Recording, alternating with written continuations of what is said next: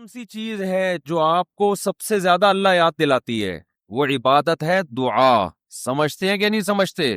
آج دعاؤں میں زیادہ زور نہیں ہے، یہ بڑا مسئلہ ہے بھائی۔ کچھ نہ کچھ وقت نکال کے ہاتھ اٹھا کے اللہ کے سامنے گڑ گڑایا کریں۔ آج ہم لوگوں نے دعائیں مانگنا چھوڑ دی ہیں۔ جب انسان اللہ کے سامنے دعا مانگتا ہے وہ اللہ سے باتیں کرتا ہے، اگر توجہ سے دعا مانگے۔ دعا ایسی چیز ہے کہ یہ اللہ اور بندے کا جتنا مضبوط کنیکشن بناتی ہے، اتنا کنیکشن دنیا کی کوئی اور عبادت نہیں بناتی۔ ہمیں شیطان ورغلاتا ہے کہ اس سے مل کیا رہا ہے تمہیں، نظر تو کچھ بھی نہیں آتا، ملتا تو کچھ بھی نہیں ہے۔ یہ شیطان کا بہت بڑا دھوکہ ہے، وہ بندے اور اللہ کے تعلق کو مضبوط نہیں ہونے دیتا۔ حضرت عمر رضی اللہ تعالی عنہ فرمایا کرتے تھے کہ مجھے اس کی زیادہ فکر نہیں ہوتی کہ میری دعائیں قبول ہو رہی ہیں کہ نہیں ہو رہی، مجھے زیادہ فکر اس کی ہوتی ہے کہ دعائیں مانگنے کی توفیق مل رہی ہے کہ نہیں مل رہی۔ دعائیں مانگنے کی توفیق مل رہی ہے تو اس کا مطلب قبول ہو رہی ہیں۔ فوکس تو اس کو کرو کہ دعا مانگ رہے ہیں کہ نہیں مانگ رہے۔ یہ کیسے ہو سکتا ہے کہ اس احکم الحاکمین کے سامنے ہاتھ اٹھاتے ہوں اور وہ خالی ہاتھ واپس کرتا ہو؟ تو آج دعاؤں میں جان ختم ہو گئی، دعائیں مانگنا چھوڑ دی۔ یہ جو میں نے قرآن کی آیت پڑھی ہے، رمضان اور دعا کا آپس میں بہت گہرا تعلق ہے، بہت گہرا۔ جب انسان اللہ کے لیے کوئی عبادت کرتا ہے، کوئی قربانی دیتا ہے، اللہ کا نام قرآن میں ہے شکور، قدردان۔ شکور کسے کہتے ہیں؟ قدردان۔ آپ تھوڑا کرو، وہ اس کی قدر بہت زیادہ کرے۔ کچھ لوگ ناقدرے ہوتے ہیں نا، آپ کچھ بھی کر لیں ان کے لیے، کہتے ہیں نا ناقدرہ ہے، میری بات کو ویلیو ہی نہیں دیتا، میرے احسان کو ویلیو ہی نہیں دیتا۔ اس لیے علماء کہتے ہیں کہ افطار کے وقت دعا کرنی چاہیے، کیوں؟ آپ نے سارا دن اللہ کے لیے ایک قربانی دی ہے، یہ بڑی بات ہے۔ آپ کی نظر میں شاید اس کی ویلیو نہ ہو، اللہ کی نظر میں اس کی بڑی ویلیو ہے کہ میرا بندہ نے مجھے دیکھا نہیں ہے اور اس نے سارا دن میرے لیے کھانا پینا چھوڑ دیا۔ تو کیا بات چل رہی تھی یار؟ دعا کی تو چل رہی تھی، یہ یہاں ہاں افطار کی بات کر رہا تھا میں۔ تو ہم اس کو شاید ہلکا سمجھتے ہوں، لیکن اللہ کی نظر میں یہ ہلکا عمل نہیں ہے۔ اللہ کہتے ہیں مجھ پر ایمان رکھتے ہیں، مجھے مانتے ہیں۔ اگر اللہ کو نہ مانتے ہوتے تو کوئی کسی کے کہنے پر کھانا پینا، آج کل تو لوگ ڈاکٹروں کے کہنے پہ نہیں چھوڑ رہے۔ ڈاکٹر کہتا ہے کہ آپ کو نقصان دے گا کھانا پینا، آپ ڈائٹنگ کرو، مت کھاؤ، پھر بھی کھا رہے ہیں لوگ کہ مر جائیں لیکن کھانا نہ چھوڑیں۔ تو یہ کتنی بڑی اللہ کی رحمت ہے، اللہ تعالیٰ پورے رمضان میں ہم سے کھانا پینا چھڑوا دیتے ہیں، توفیق دے دیتے ہیں۔ تو میرے اور آپ کے دل میں شاید قدر نہ ہو، لیکن اللہ تو قدردان ہے، وہ اس عمل کی بہت زیادہ قدر کرتا ہے۔ اس لیے کہتے ہیں کہ افطار کے وقت دعائیں قبول ہوتی ہیں، تضرع کا وقت ہے، عاجزی کا وقت ہے، تو دعائیں خوب کثرت سے کیا کریں۔ دعاؤں میں عاجزی، گڑ گڑانا، لجاجت کرنا۔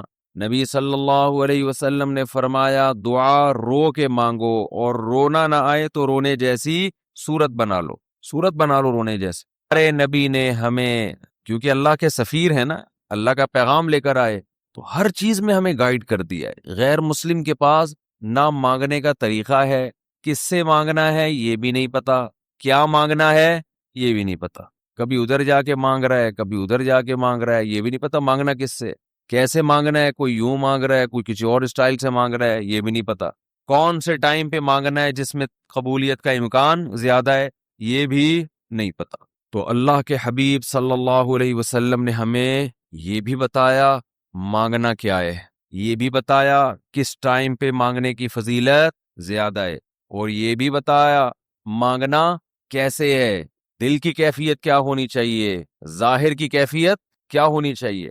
تو سب سے زیادہ دیکھو، اللہ سے محبت ایک دفعہ دل میں تھوڑی سی چنگاری پیدا ہو گئی نا، تھوڑا سا تعلق اللہ سے کنیکشن بحال ہو گیا، اس کا دنیا میں سب سے پہلا فائدہ ملتا ہے سکون۔ اس کا جو دنیا میں سب سے فوراً کیش فائدہ ملتا ہے نا، کیش، وہ کیا ملتا ہے؟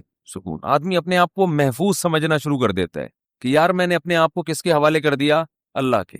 سب سے پہلا فائدہ یہ کہ بالکل ایسے جیسے ڈاکوؤں کا خطرہ ہو چاروں طرف سے، اور آپ نے دیکھا جی پولیس کی 3-4 موبائلیں ہمارے گھر کے قریب آ کے کھڑی ہو گئیں، آدمی لوگ سکون میں آ جاتے ہیں، یار کم از کم یہاں پر موبائل سنیچنگ نہیں ہوگی، سکون سے سو جاؤ۔ تو جب انسان اللہ سے مانگتا ہے اور اپنے آپ کو اللہ کے حوالے کرتا ہے، اور اللہ تعالیٰ نے مانگنے میں کوئی شرطیں نہیں لگائیں، یہ بڑی زبردست بات ہے، کوئی شرطیں نہ کہ یہ والے قوائف پورے کرو گے تو پھر مجھ سے مانگو ورنہ تمہیں مانگنے کی اجازت نہیں ہے۔ کوئی چرسی ہے تو جب تک چرس نہیں چھوڑے گا مجھ سے مانگ نہیں سکتا، کوئی بے نمازی ہے تو جب تک نمازی نہیں بنے گا مجھ سے مانگ نہیں سکتا۔ اللہ کہتے ہیں مجھ سے یہی مانگ لو، یہی مانگ لو، اللہ میں بے نمازی ہوں، مجھے کیا بنا دے؟ نمازی بنا دے۔ جو چیز نہیں ہے وہی مانگو اللہ تعالیٰ سے۔ وقال ربکم ادعونی استجب لکم، قرآن کہتا ہے، تمہارا رب کہتا ہے مجھ سے مانگو میں تمہاری پکار کو قبول کروں گا۔ اور کمال کی بات یہ ہے، پہلے مجھے اس آیت کی تفسیر سمجھ میں نہیں آتی تھی۔ اللہ کہتے ہیں مانگو میں تمہیں دوں گا، نہیں مانگو گے ایسے متکبرین کے لیے میں نے جہنم کی آگ رکھی ہے بھائی، یہ سمجھ سے بالاتر۔ میں آپ سے کہہ رہا ہوں مجھ سے قرضہ مانگو، آپ کہتے ہیں شکریہ جی آپ نے آفر کی، ضرورت ہوئی تو مانگیں گے، نہیں تو ٹھیک ہے جی بہت شکریہ۔ میں کہہ رہا ہوں اگر نہیں آئے نا مانگنے کے لیے، پھر دیکھو میں غنڈے بھیجوں گا، کٹ لگواؤں گا۔ آپ کہو گے یہ کون سا طریقہ ہے بھائی، یہ مجھ پر احسان کر رہے ہو یا گن پوائنٹ، یہ زبردستی کروا رہے ہو کام؟ سمجھ میں آ رہی ہے بات کہ نہیں آ رہی ہے؟ آپ کہو گے یہ کون سا احسان کا طریقہ ہے؟ میں آپ سے کہہ رہا ہوں کہ آپ میری دعوت پہ آئیے گا، مجھے بڑی خوشی ہوئی ہوگی، آپ کہیں گے تھینک یو، بہت شکریہ آپ نے یاد کیا ہمیں۔ پھر میں کہتا ہوں اگر نہیں آئے نا غنڈے بھیج کے میں کٹواؤں گا۔ آپ کہو گے یہ زیادہ ہو گئی ہے، یہ کیا ہو گئی ہے؟ یہ دعوت نہیں ہے، یہ تو ایک طرح کا جرمانہ ہے میرے اوپر لگا دیا تم نے۔ میں آپ سے کہتا ہوں بھائی میں علاقے کا ناظم ہوں، میں علاقے میں یہ تھانے کا میں ڈی ایس پی ہوں، کوئی مسئلہ ہو میرے پاس آنا۔ آپ کہیں گے سر آپ کا بہت شکریہ، آپ کا ٹرانسفر ہوتے ہی آپ نے سب سے پہلے مجھے یاد کیا، کوئی بھی ضرورت ہوگی آپ کو بتاؤں گا۔ آگے سے تڑی لگا دی، اگر تمہیں کوئی ضرورت پڑی اور نہیں بتایا نا ہے بھائی، سب سے پہلے لاکر میں تمہیں ڈالوں گا۔ تو آپ کہیں گے سر یہ آپ مجھے عزت دے رہے ہیں، یہ میری توہین کر رہے ہیں، تعجب کی بات ہوگی کہ نہیں ہوگی؟ تو اللہ تعالیٰ تو یہی انداز اختیار کر رہے ہیں کہ مجھ سے مانگو میں تمہیں دوں گا۔ ان الذین یستکبرون عن عبادتی سیدخلون جہنم داخرین، نہیں مانگا تو ایسے لوگ ذلیل ہو کر جہنم میں داخل ہوں گے۔ یہ کچھ بات سمجھ میں آ رہی ہے بھائی؟ یہ تو عجیب سی بات ہے نا کہ مانگو، نہیں مانگا تو میں نہیں چھوڑوں گا تمہیں۔ اصل بات یہ ہے کہ علاقے میں ایس ایچ او آیا، کوئی محلے کا دادا آیا، وہ آپ سے کہتا ہے کوئی پرابلم ہو بتانا، آپ کہتے ہیں بڑی نوازش آپ کی، پھر بھی آپ اس کو پرابلم نہیں بتاتے، وہ غصہ نہیں آتا، اس کو غصہ نہیں آتا، اس لیے کہ وہ مخلوق ہے، وہ عاجز ہے، اسے پتا ہے کہ بعض دفعہ بندے کو کام پڑتا ہی نہیں ہے، بعض دفعہ پڑتا ہے تو اس کے کوئی دوسرے تعلقات ہوتے ہیں، بعض دفعہ کام پڑتا ہے لیکن وہ چاہتا ہی نہیں ہے کہ کام ہو، ایسا ہی رہے معاملہ۔ لیکن اللہ کے ہاں یہ تینوں آپشن آپ کے پاس نہیں ہے۔ آپ یہ کہیں کہ اللہ تو نے مجھ سے کہا تھا کہ میں تجھ سے مانگوں، لیکن میری کوئی ایسی ضرورت ہی نہیں جو میں مانگوں تجھ سے، یہ کہہ سکتے ہو کیا ہے بھائی؟ اس کا مطلب تم اللہ سے مستغنی ہو گئے، اللہ کے دیے بغیر بھی تمہیں دائیں بائیں سے تمہارے کھانچے کھلے ہوئے، جو اگر کھلے ہوئے ہیں تو وہ کھانچے کس کے اختیار میں ہیں؟ وہ تو اللہ کے ہاتھ میں ہیں۔ آپ یہ بھی کہہ سکتے ہو کہ مجھے اس لیے مانگنے کی ضرورت نہیں کہ میرے تو سارے مسائل حل ہو رہے ہیں، میں صبح میری جاب لگی ہوئی ہے، میری تنخواہ ہے، ایک ملٹی نیشنل کمپنی میں اچھی سیٹ پر بیٹھا ہوا ہوں میں، میری سیلری گھر آ جاتی ہے، مہنگائی بھی نہیں ہے، پیٹرول بھی نئی حکومت نے سستا کر دیا ہے وغیرہ وغیرہ، تو اب تو کوئی مسئلہ ہی نہیں ہے۔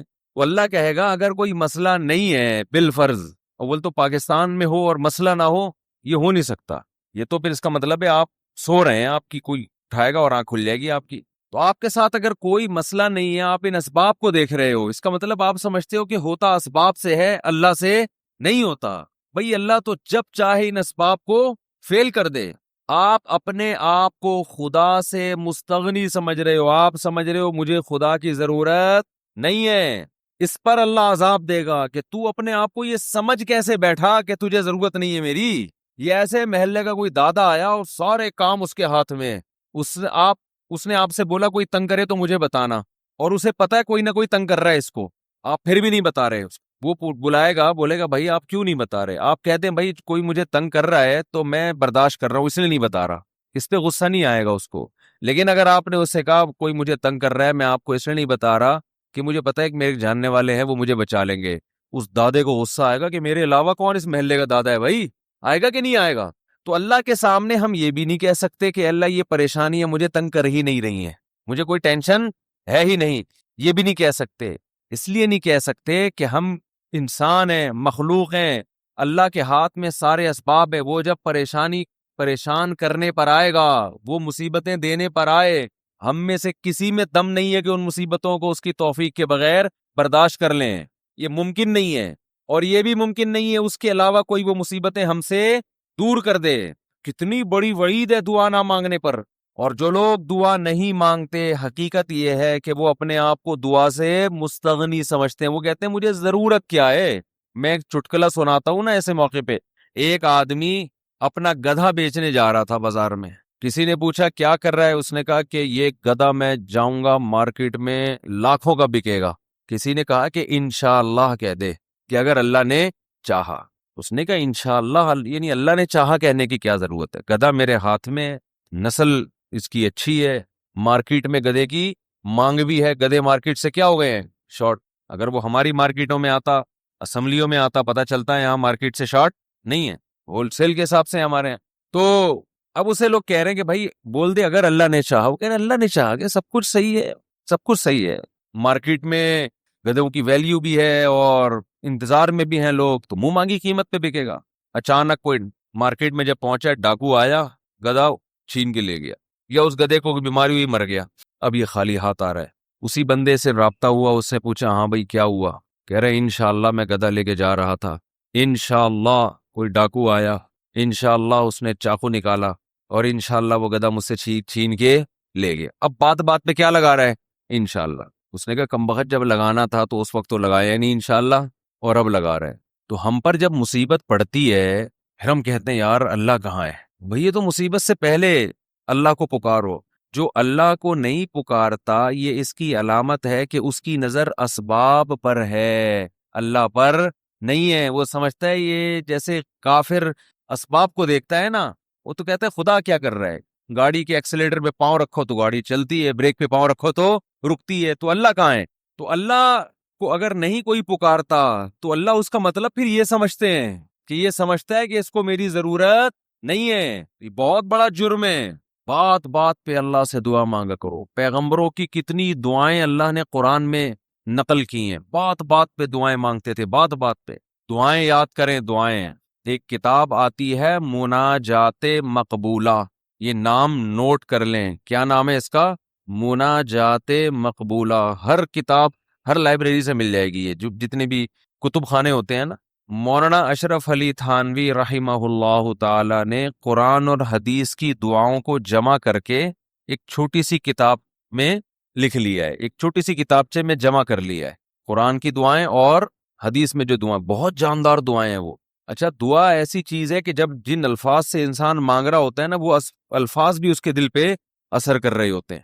تو انہوں نے بڑا شاندار کام یہ کیا کہ اب چونکہ دعائیں تو بہت زیادہ ہیں، ساری دعائیں قرآن اور حدیث کی آپ پڑھیں گے تو ایک ہی اتنی لمبی ہو جائے گی پھر، تو انہوں نے اس کو 7 حصوں میں ڈیوائیڈ کر دیا ہے، سمجھتے ہیں؟ ہفتے کے دن، اتوار کے دن، یہ یعنی 7 منزلیں بنا دی ہیں اس کا ترجمہ بھی ملتا ہے، یعنی وہ دعائیں عربی میں اور نیچے اس کا ترجمہ۔ آپ بے شک عربی نہ پڑھیں، ترجمہ پڑھ لیں، وہ روزانہ کا معمول بنائیں۔ اس سے کیا ہوگا، آپ کو قرآن و سنت کی دعائیں یاد ہونا شروع ہو جائیں گی۔ وہ ایسی جاندار دعائیں، ایسی جاندار، ان دعاؤں میں آپ کو لطف آنا شروع ہو جائے گا، چسکا لگ جائے گا۔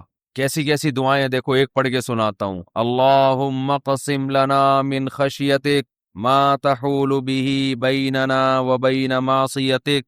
اے اللہ ہمیں اتنا اپنا خوف دے دے، ہمارے دل میں اپنا اتنا خوف ڈال دے کہ وہ خوف ہمارے اور تیری نافرمانی کے درمیان آڑ بن جائے۔ سمجھ میں آ رہی ہے بات؟ زیادہ خوف نہیں چاہیے، زیادہ خوف پیدا ہو گیا تو زندگی کا مزہ کرکرا ہو جائے گا۔ جب آپ کے دل میں کسی چیز کا خوف مسلط ہو جاتا ہے تو لذتوں سے محروم ہو جاتے ہو آپ۔ دیکھو بچوں کے دلوں میں امتحان کا خوف ہوتا ہے نا، نہ کھا رہے ہیں نہ پی رہے ہیں۔ کراچی میں تو ایسا کوئی سیٹ اپ نہیں ہے، کوئی خوف ووف نہیں ہوتا۔ پنجاب میں دیکھا ہے ہم نے، بچوں کے پیپر ہونے والے، ایگزام ہونے والا ہے، دماغ پہ مسلط کر لیتے ہیں۔ زیادہ مسلط کریں گے تو پھر پڑھائی بھی نہیں ہوتی، ان سے ہاتھ پاؤں کانپنے لگتے ہیں۔ کراچی میں اللہ کا فضل ہے، یہ ٹینشن، کراچی میں جتنی بھی حکومتیں رہی ہیں اب تک کی رپورٹ کے مطابق، انہوں نے یہ بڑا فائدہ پورے سندھ میں الحمدللہ، یہ سندھ گورنمنٹ جب جتنی بھی رہی ہے اب تک، چاہے کسی کی بھی ہو، تو یہ الحمدللہ انہوں نے فیسلٹی دی ہے کہ کراچی کی عوام کو پڑھائی لکھائی سے الحمدللہ بالکل فارغ کرتی ہے۔ لڑکوں میں پڑھنے کا رواج ہے ہی نہیں۔ کچھ دن پہلے میں آ رہا تھا سفر پہ، تو کراچی کا ایک لڑکا وہاں پڑھنے گیا ہوا تھا، اسلام آباد، ایبٹ آباد میں شاید کیڈٹ کالج بال کریڈٹ کالج میں پڑھ رہا تھا، تو میں نے کہا کراچی میں، نارتھ کراچی میں کہیں رہتا تھا یا ناظم آباد میں، وہاں گیا ہوا ہے۔ اس نے کہا بھائی ہمارے ابا اماں نے اچھا فیصلہ کیا، مجھے وہاں ایڈمیشن کرا دیا، میں پڑھ لیتا ہوں، چھٹیوں میں گھر آ جاتا ہوں۔ تو وہ بتا رہا تھا کہ یہ کراچی میں، وہ مجھے کہہ رہا تھا کہ ہم حیران ہوتے ہیں کراچی میں جان تو وہاں کوئی ہے ہی نہیں، پڑھائی لکھائی کی بات ہی نہیں، کہہ رہے یہاں آؤ تو ہر آدمی، میں نے دیکھا ہے پنجاب میں ہر بچہ پڑھائی کی بات کر رہا ہے، سب پڑھائی میں آگے نکلنے کی کوشش کر رہے ہیں، کچھ بزنس میں آگے جانے کی کوشش کر رہے ہیں، یہاں آؤ تو پڑھے ہوئے ہیں۔ کراچی میں الحمدللہ پڑھے ہوئے ہیں لڑکے، پوری پوری رات کرکٹ کھیل رہے ہیں، اور ہم نے بھی بیان کر کے اپریشیٹ کر دیا، وہ کہہ رہے ہیں اب تو ٹھپا لگی، اب تو اور کھیلو۔ ہم نے تو اس لیے خوشی کا اظہار کیا تھا کہ چلو روزہ تو رکھ رہے ہیں نا، یہ مطلب تھوڑی تھا کہ کچھ بھی نہیں کرو۔ تو یہاں الحمدللہ یہ سہولت ہے کہ یہاں آپ پڑھنے کے علاوہ دنیا کا ہر کام کر سکتے ہیں کراچی، اور پڑھے بغیر آپ کو ڈگریاں مل جاتی ہیں، وہ الگ بات ہے، اپنا بھی بیڑا غرق اور قوم کا بھی بیڑا غرق ہوتا ہے، نہ خود کچھ آتا ہے، نہ ترقی تھوڑی کر سکتا ہے آدمی فالتو ڈگریاں لے کے، وہ پکڑا جاتا ہے کہیں نہ کہیں۔ ایک ہمارے مشہور ڈاکٹر تھے جو بڑے اچھے ڈاکٹر تھے، کیا ہیں ڈاکٹر، جب ان کی جعلی ڈگریاں پکڑی گئیں، لوگوں نے کہا یار ڈگری کو چھوڑو، بندہ میں قابلیت ہے، تو وہ تھوڑے دنوں میں قابلیت کبھی ایسی کی تیسی ہو گئی، جو اندر سے ہوتا ہے نا تھوڑے دنوں میں آدمی وہ آ جاتا ہے، آپ چھپا نہیں سکتے زیادہ عرصہ۔ تو جعلی ڈگریاں جعلی ہی ہوتی ہیں، پکڑا جاتا ہے